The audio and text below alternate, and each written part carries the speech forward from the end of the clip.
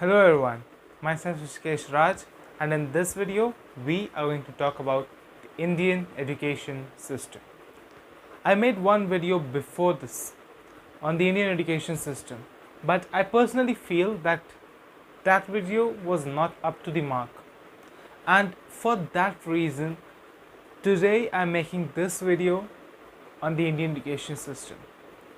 So today we are going to discuss some of the most important problems that this education system has, and then I'm going to share with you some skills that an Indian student needs to learn. Every student. So without any delay, let's start off with this video.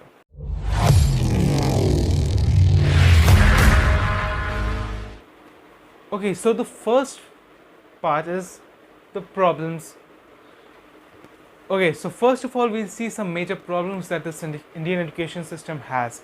The first problem is that we rely on what problems that this education system has. The first problem is we have subjects like history. Like I have never seen any person in a real world talking about when Babur won the Battle of Panipat.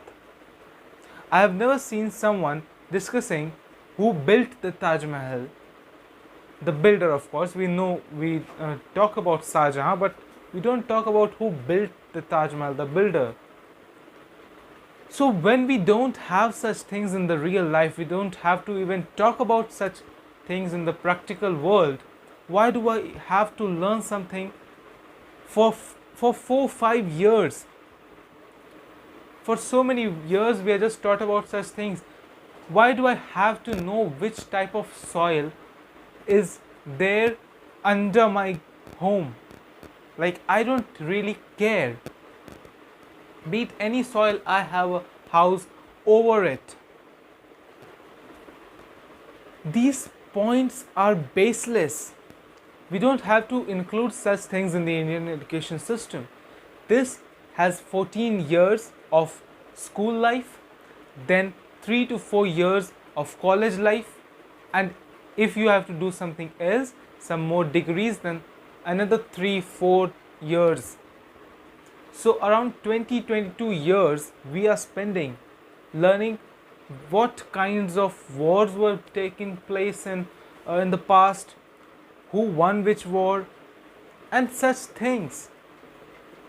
Instead, we should focus on some other things. We should improve languages. You know, in boards, if you see, people talk about English, Hindi. No, they don't. They talk about maths, science, social science, or if some other subject is there.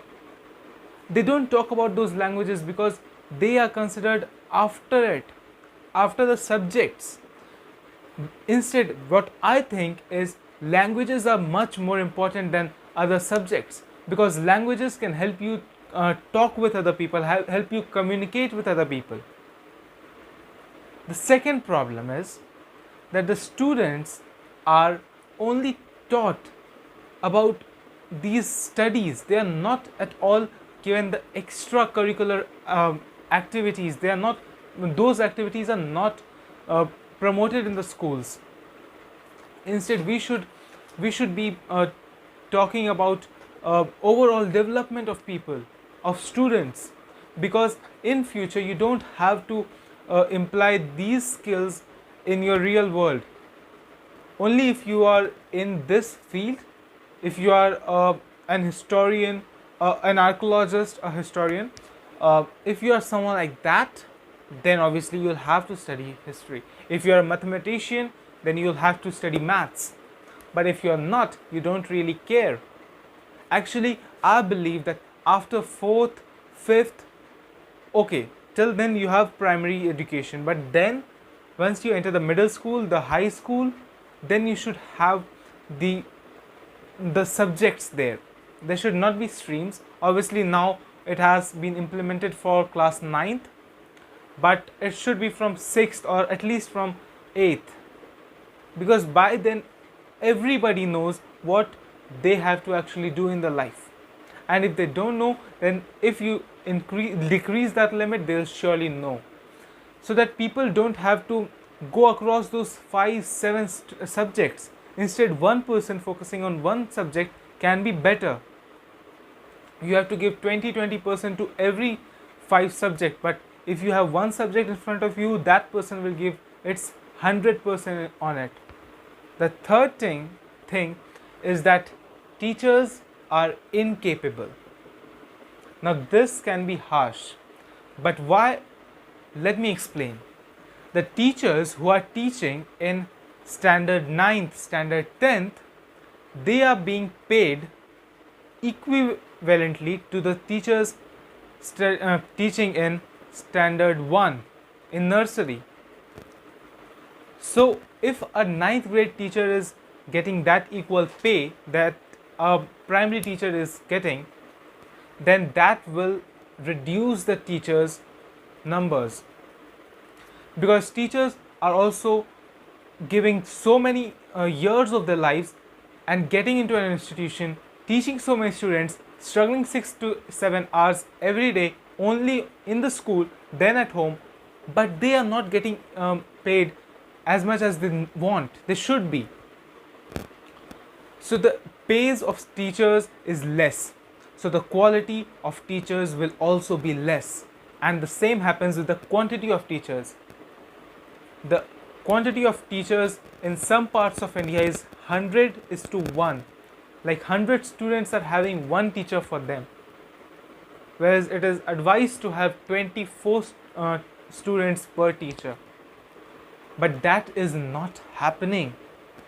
So the people who want to get into a teaching profession, even they don't want to do there, because they will see that their pay will be less. If they devote lesser time into some other field, they may get a higher pay, and they are getting a higher pay. If you leave some of the top colleges, you don't see teachers getting paid in a good amount. So quality and quantity of teachers is getting less. Now, coming to the final part, that is the skills that you have to learn, you should learn rather, as an Indian student. So the first thing is you should learn creative thinking. Creative thinking, because creativity is the base of a human. If you are not creative, you may not get a good job in a good company. The companies which are seeking for problem solvers, they need such kind of people. They should be creative. If the company gives you a problem, you should be able to tackle to that problem and give them a solution. So you should be creative. You have to learn.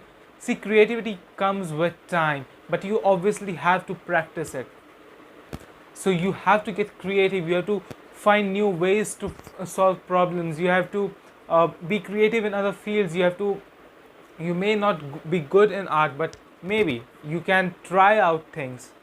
You have to be good with your communication. Now this is the second point, communication skills. This lacks this education system, because in this education system, the communication skills is not a subject. As I said, that subjects are not taught. Only the languages are not taught. They are treated to be as a subject. English, Hindi, Sanskrit, or other regional languages, they are not subjects. They are languages, and those languages need some importance. They are there for a reason. Communication skills, not just verbal, also written communication. You should know how to type emails, how to write letters, how to write notices, and other important things. Next thing, the third important skill that every Indian student should have, the most important one that I personally feel, is financial management. At the end of the day, after your 18 to 22 years of college, school, everything, what actually matters is how much do you earn? Where do you have a job? If you don't know financial management, you will not be able to sustain in this long run. Your schools will never be able to teach you financial management because they don't have it even as a subject. These are skills.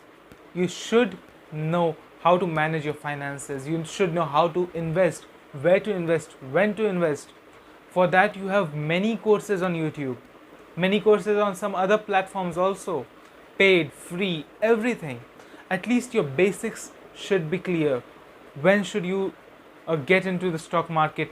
What is the stock market? What are mutual funds? What is cryptocurrency? Cryptocurrency is getting a boom in India because people see that now people are evolving. They are knowing that these investments will give us higher returns in the long run, and for that, cryptocurrency and other digital investments, we don't have any stock accounts in BSE. We directly don't go there to buy stocks. We buy it with a demat account.